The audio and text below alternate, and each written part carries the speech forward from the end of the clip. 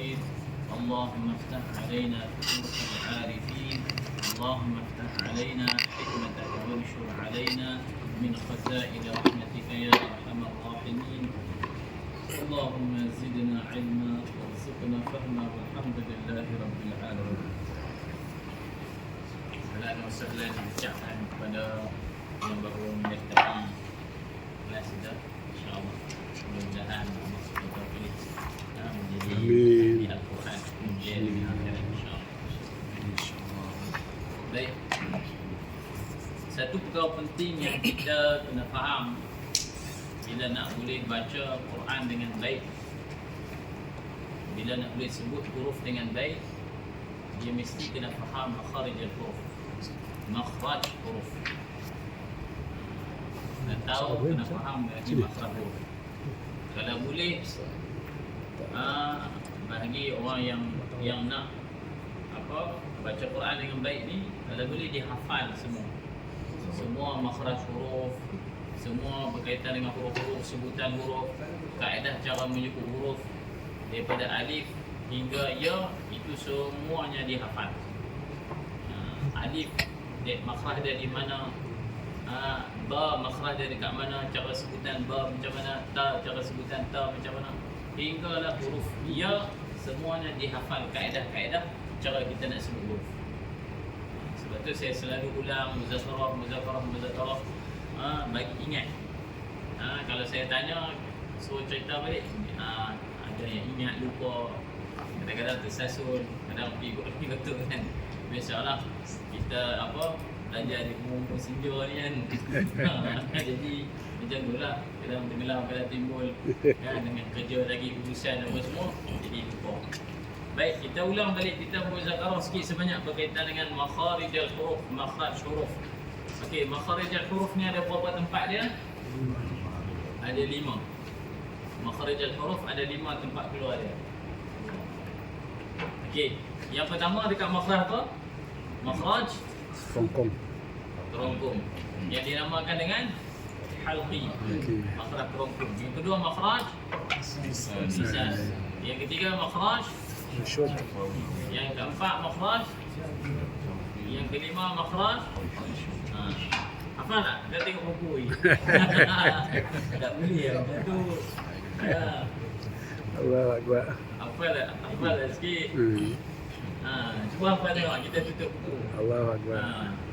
Okey, yang pertama makhraj Halqi. Yang kedua makhraj. Yang ketiga makhraj. Yang keempat makhraj. Yang kelima makhraj. Ini semua istilah dalam bahasa Arab.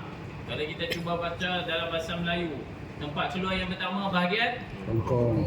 yang kedua bahagian, yang ketiga bahagian, yang keempat bahagian, yang kelima bahagian. Bang tengok buku laju ke? Kan? Cuba ulang balik, tutup buku. Tutup buku tengok. Okey, cuba sama-sama. Yang pertama bahagian Rongkong. yang kedua bahagian, Lidah. yang ketiga bahagian, Rongga. Bibir. yang keempat bahagian, Rongga. kerokong pula. Rongga. Yang keempat bahagian rongga. Yang kelima bahagian Hidung. 5 ni saja. Selain pada ni tak ada. Huruf tak ada keluar pok telinga, tak ada keluar pok mata, tak ada. 5 bahagian yang disebut ni sahaja tempat keluarnya huruf. Huruf hijaiyah daripada alif hingga ya. Ada berapa huruf? 29 huruf. Baik, kita tengok satu persatu. Huruf makhraj bahagian halqi, bahagian kerongkong. Berapa huruf yang keluar daripada bahagian kerongkong? 6 huruf. Huruf apa yang 6 tu? Dia terbahagi pada berapa bahagian? 3. 3 bahagian. Bahagian yang pertama? Pangkal. Bawah. Bahagian yang pertama? Pangkal. Pangkongkong. Ini bahagian apa ni? Kita bincang bahagian apa? Kerongkong. Bahagian yang pertama? Pangkal rong. Bawah. Bawah kerongkong. Kat mana bahagian bawah kerongkong ni? Dalam kitab tajwid beritahu dekat bahagian pita suara. Dalam kitab beritahu pada bahagian pita suara kita. Maksudnya bahagian kerongkong yang paling bawah sekali. Dia duduk dekat pita suara kita ni. Daripada situ keluar berapa huruf? 2. 2 dua huruf. Huruf apa yang pertama? Hamzah. Hamzah. Yang kedua huruf Ha. ha. Ha apa? Ha simpul. Ha simpul. Yang pertama huruf Hamzah. Huruf Hamzah ni bacaan apa? Bacaan dia bacaan alif a tu. Kalau kita bariskan dia kita tak baca lah. Hamzah. Hamzah. Kita akan baca dengan Ha. ha. Jadi a dan ha. Kalau ha fathah bunyi apa? Ha. Ha. Kalau Hamzah fathah bunyi Ah. ha. Jadi dua huruf ni pada bahagian mana? Bahagian pita suara kita. Kerongkong yang paling bawah. Ni kena ingat ni. Sampai bila-bila kena ingat. Jadi Hamzah dengan ha pada bahagian kerongkong yang paling bawah. Bawah kerongkong.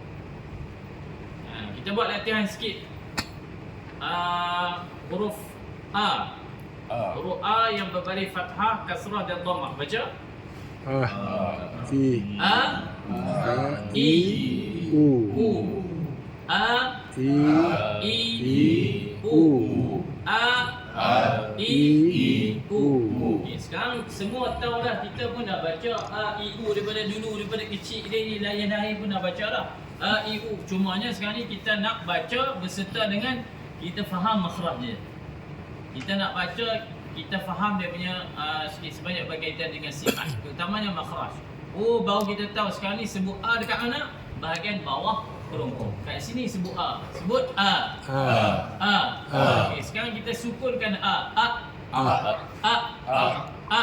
A. Bahagian bawah I. I. I. I. I. I. Bahagian depan U. U. U. U. U. U. Okey, sekarang kita syaddahkan dia. A. A. A. A. A. A. A. A. I. I. I. I. I. I. I. I. U. U. U. U. As-sama. As-sama. As-sama. As-sama. As-sama. As-sama. Ya ayyuha. Ya ayyuha. Ya ayyuha. Ya ayyuha. Kerana Hamzah ni orang ambil ringan. Dia jadikan Hamzah sebagai tashil, huruf yang meringankan, memudahkan. Jadi kadang dia baca ya ayyuhal, ya ayyuhal, tak ada nak sampai pada makhraj dia, dia dah masuk dah. Ataupun kadang orang azan Allahu akbar, Allahu akbar, Allah. Dengar ada azan mutahi, masya-Allah. Kan makhraj lari. Allahu akbar, Allahu akbar. Makhraj lari. Dia baca apa? Allahu akbar. Allahu akbar ni kalau baca waktu takbiratul ihram tak sah kerana dia rukun. Jadi takbiratul ihram mesti dibaca Allahu akbar. Mesti kena baca pada makhraj. Tak boleh baca Allahu akbar, tak boleh. Allahu akbar tak boleh. Satu huruf saja dalam alif lam lam ha alif kaf ba ra, satu huruf saja tertukar maka batal solat dia kerana dia baca rukun. Allahu akbar. Okey, cuba sebut Allahu akbar dengan hamzah yang betul. Allahu akbar. Allahu akbar. Allahu akbar. Allahu akbar. Allahu akbar. Allahu akbar. Itu huruf hamzah. Itu huruf apa? Huruf hamzah. Lepas tu pergi pada huruf ha. Ha simpul. Ataupun kita sebut ha besar. Ha besar, ha simpul. Satu lagi yang orang keliru dengan ha pedas. Ha pedas tu kan, ha kepala tu. Macam ha macam kha tapi tak ada titik tu, itu ha pedas. Ini ha simpul. Ada juga sebahagian orang dia tak boleh sebut huruf ha ni. Dia keluarnya daripada mana? Bawah kerongkong, sama dengan hamzah. Huruf a tu tadi. Cuma a dia bersifat dengan sifat jahar. Jahar ni apa? Jelas, terang. Kita sebut a, jelas. Terang a, jelas. Kalau ha, dia hamas. Hamas dia apa? Ada angin. Dia tak terang, dia tak jelas. Dia ada angin. Kenapa? Terbuka pita suara bila kita sebut. Terbuka pita suara bila kita sebut. Ada aliran angin. Maka bunyi dia ha, ha, ha, ha ha, ha ha, ha ha, ha ha, ha ha, ah ah, ah ah, ah ah, ih ih, ih ih, u u, u u, u u, ha ha, ha ha, hi hi, hu hu, Syadah ah ha ah, ha, ah ha ah, ha, ah ha ah, ha, ih hi ih, hi, ih hi ih, hi, hu hu, hu, hu hu. Kesilapan pada huruf ha ni bila mana kadang-kadang dia terlalu menekan sehingga mengubah tempat makhraj. Jadi ha tu dia jadi ha pedas. Ih dibaca ih. Ataupun dia qalqalah ihdinas sirat itu pun salah juga. Jadi ha mesti pada tempat dia. Kat mana? Bahagian bawah huruf. Itu dua huruf. Hamzah dan huruf. Terus kita pergi kepada dua huruf yang seterusnya. Bahagian pertengahan kerongkong. Bahagian tengah kerongkong. Bahagian tengah kerongkong dekat mana? Dalam kitab bagi tahu dekat bahagian injak suara. Dekat bahagian injak suara. Kita tengok apa gambar rajah kat dalam buku ni yang dia bagi ni. Yang ada macam bentuk cakuk tu. Ada bentuk macam cakuk tu kan. Itu dikatakan sebagai injak suara kita. Jadi injak suara ni kita kepitkan dia. Kita kepitkan dengan dinding kita punya kerongkong. Kita maksudnya kita tarik ke belakang. Kan injak suara tu kita tarik ke belakang, kita rapat dengan kerongkong kita. Maka mengeluarkan bunyi huruf ain. Ain. A. Tengok saya sebut. Dengar betul-betul bunyi tu kat mana?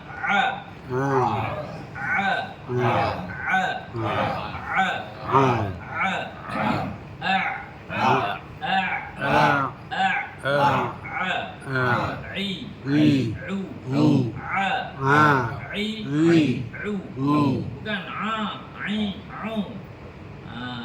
bila kita sebut tu tak betul. Kenapa? Kerana kita dah libat ain tu dengan hidung. Jangan naik langsung ke atas. Jangan naik langsung. Semuanya bahagian kerongkong saja.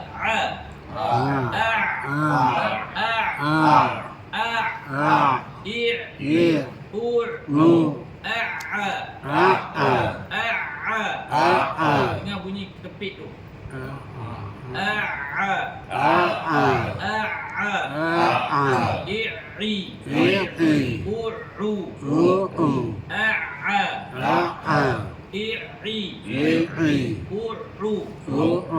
Cuba Haji Razak. Lagi.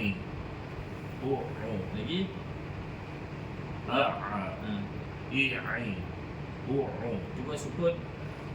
Bacaan sukun. Ini apa di antara bacaan yang betul lah. Haji Razak kita. Masya-Allah. Okey. Abang cuba.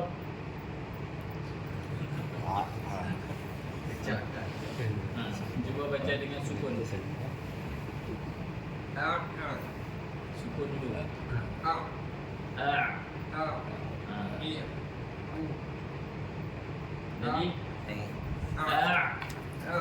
Jadi awak jadi macam tertarik mulut tu.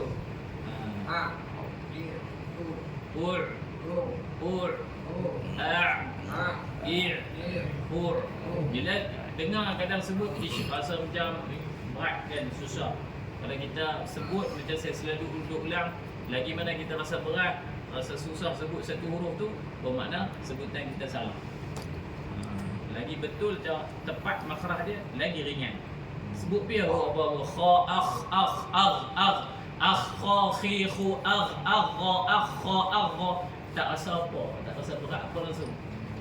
Tak rasa sakit tekak ke, tak rasa tak.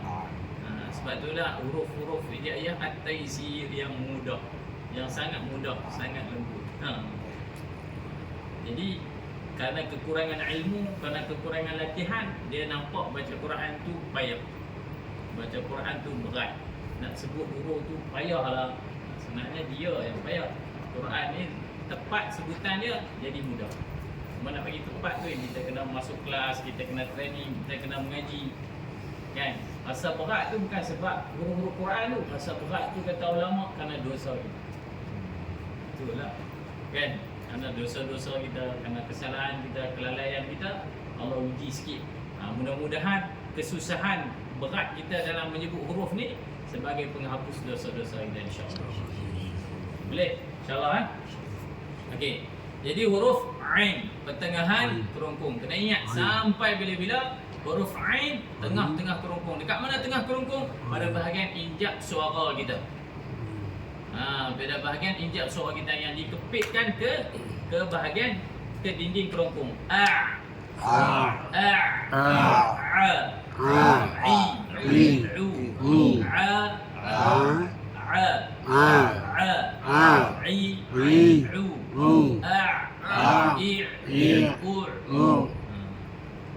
yang jadi kesalahan bila mana dia baca naik ke hidung.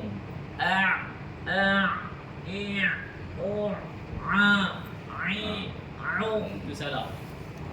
Jadi sebut naik ke hidung tak boleh.